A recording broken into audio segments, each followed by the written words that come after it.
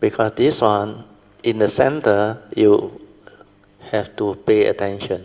From there, everything starts. What is meditation as taught by the Buddha?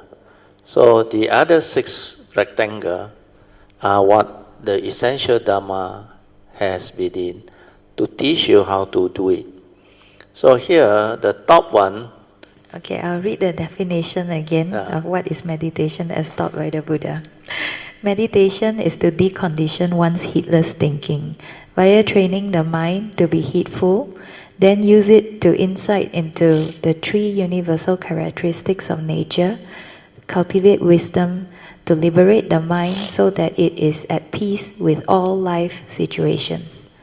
You see, before you have the spiritual faculty, before you understand what is the true mind, all this thing, then you are totally deluded. It means you don't know what is meditation as taught by the Buddha, and you don't know how to start.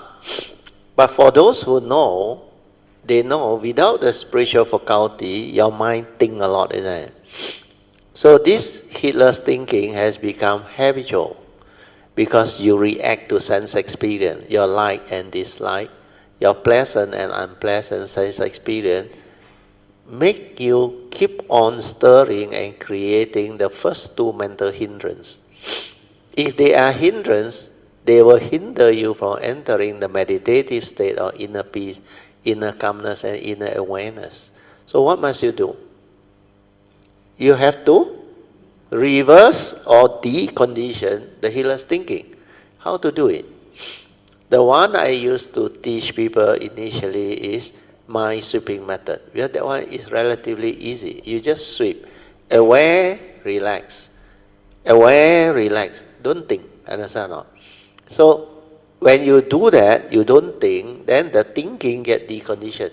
Well, the mind, very funny one. You must have something for him to do one, the Monday mind. If you don't have something for him to do, he will wander off and think on. You cannot pay attention on. Unless you have passion. You love that subject, you are serious about that teaching, you want to listen attentively.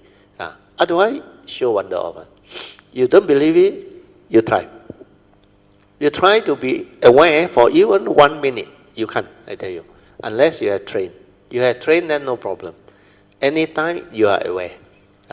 Then it won't run. So what is happening is, to decondition this heedless thinking, the first training is mind sweeping method. Means you sweep your mind from your forehead down slowly. Understand?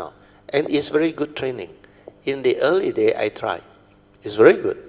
Then after that, I realized I got very little thinking. So at the forehead, I remember the early day before I know all this meditation, I feel. Because feel is a task for your mundane mind to look for. Understand? Feel what? You remember this one. You feel and check whether there is any tension, tightness, or stress within. Means you are not relaxed. Understand what? So here, feel, mind sweeping method. So you feel at the forehead. You start at the forehead. If there is any tension, tightness, or stress within, means you are not relaxed. So what must you do? Relax into it. Wow, this one cannot erase. Means you are not relaxed. When you feel, you know, when there is tension, tightness, or stress within, means you are holding on to problem. Your heedless thinking is there, means very noisy up there. And these are the what they call habitual thinking. Your conditioning, your belief system, your mental chattering, your verbalization, and your lack of peace. That's why you feel, then you relax. When you relax, feel and relax. When you feel and relax, you don't think in there. True or not? True or not? Yes. So if you don't think, this tension, tightness, and stress don't get thought energy. Understand? That's why it releases itself.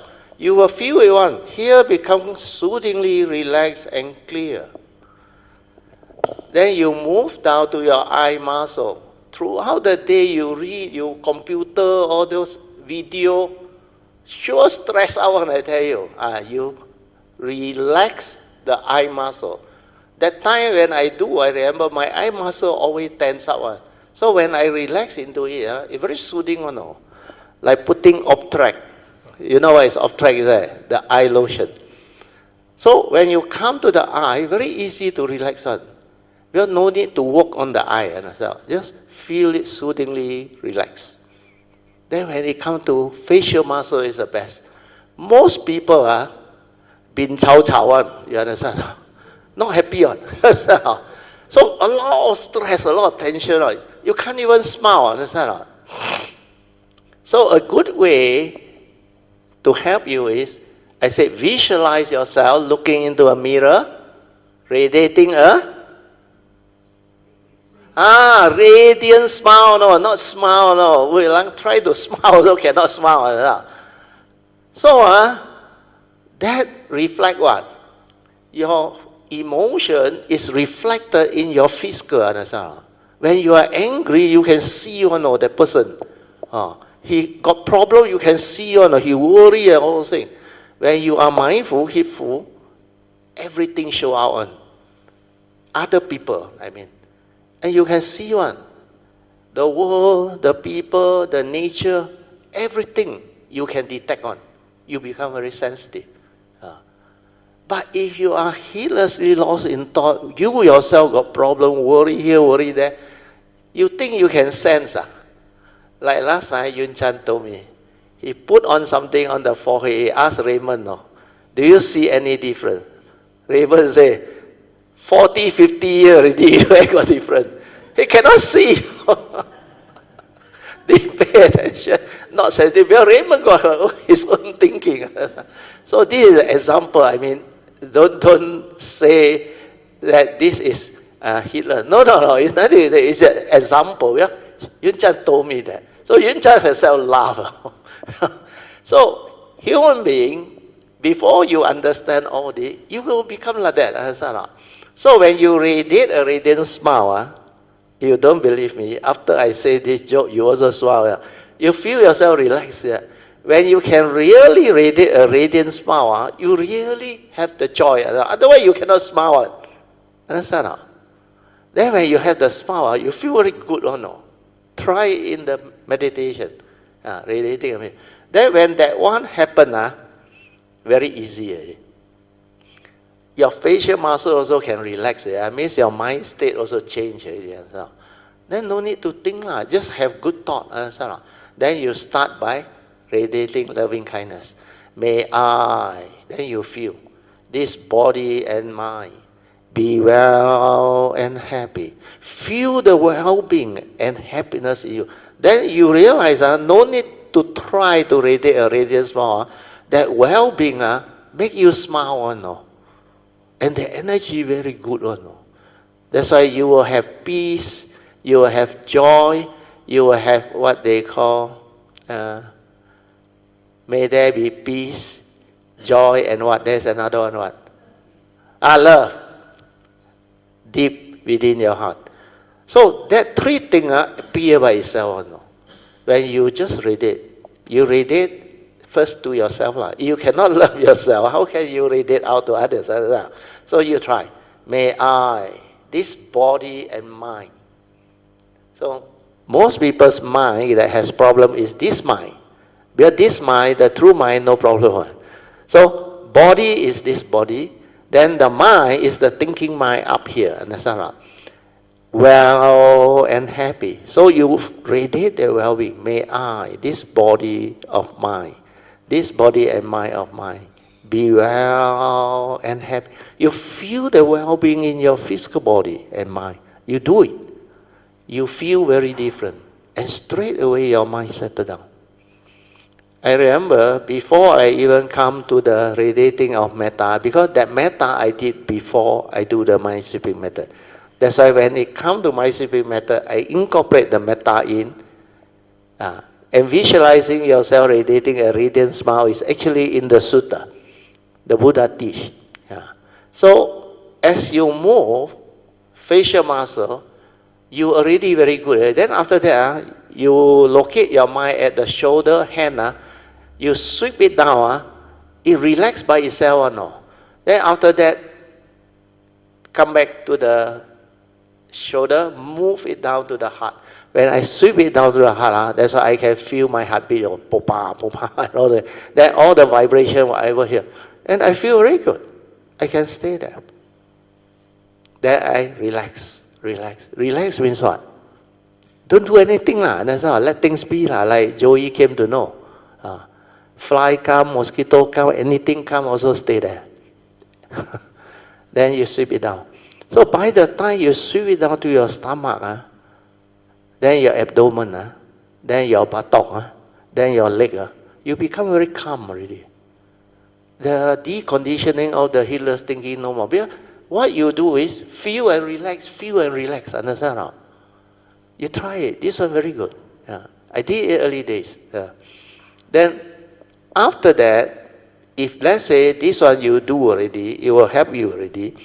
Then the other way to do it is you can develop the spiritual faculty, which is the opposite 5 spiritual faculty that can help you overcome and root out the 5 mental hindrances. To develop the 5 spiritual faculties with strong determination to overcome the 5 hindrances of mind.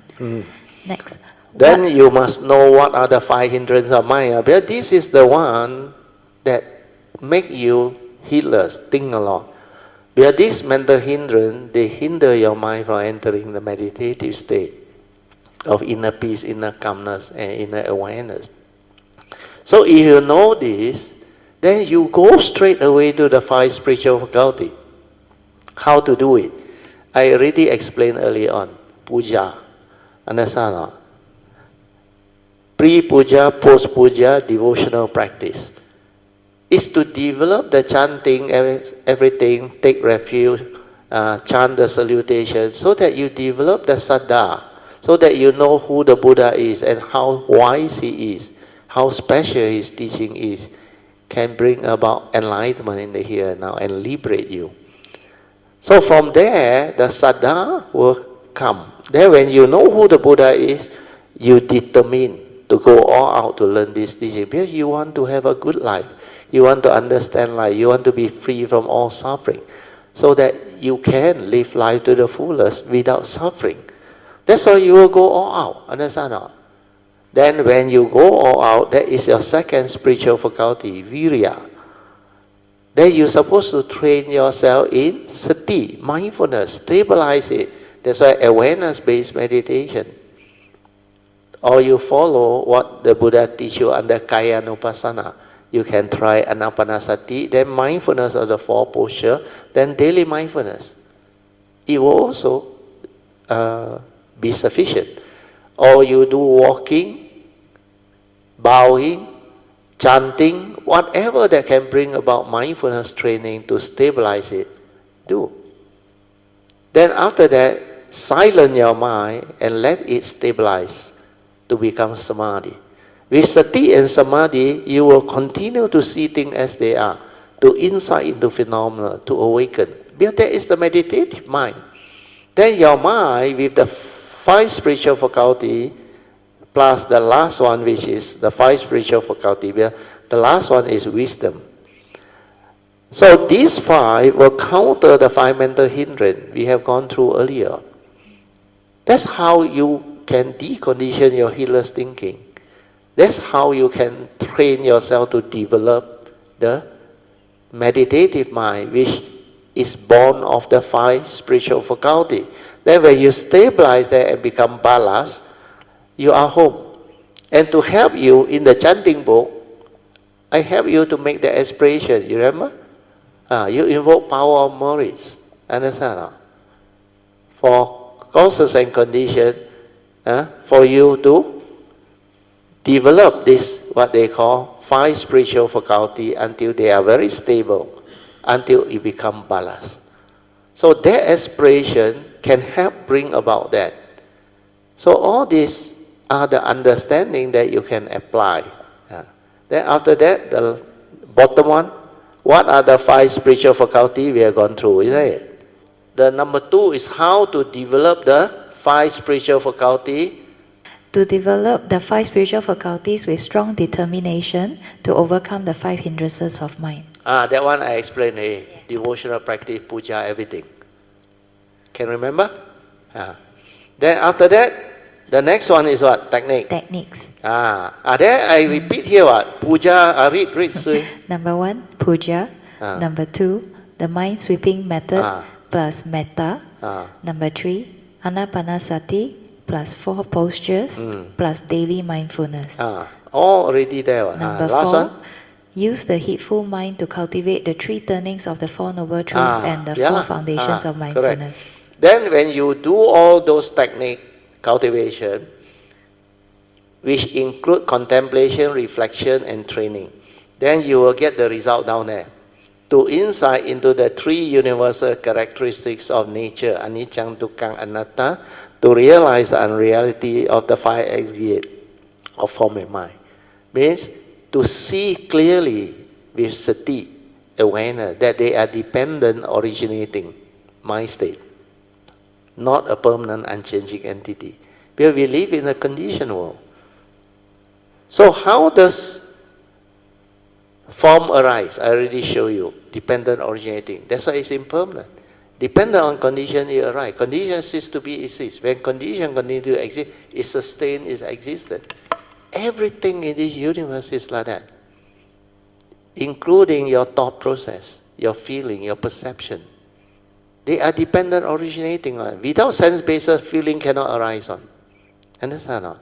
Without the brain, the memory and the knowledge and the accumulated whatever views, opinion and conditioning and all your knowledge, you cannot perceive anything on. Like just now in the book, there is a section on it. If you don't have knowledge, you cannot name it on, you cannot label it on. So all this is very clear. Then the other on puja is to develop the 5 spiritual faculties, just now I already explained. Mind sweeping method is to condition your healer's thinking through feeling and relaxation without thought or without thinking. So all these are very clearly drawn out in chart form. Then how to develop heedfulness also taught you already. Cultivate kaya anupassana via anapanasati, 4 posture and daily mindfulness. Then now the last one is final result of meditation. So you read. Final result of meditation. Meditation is about realizing the wisdom to be at peace via accepting the reality of the moment. So the final result is that wisdom can enable you to be at peace with all situations. And what type of peace is that? Upadhi viveka. The third type of peace, which is the highest enlightened being has. Okay?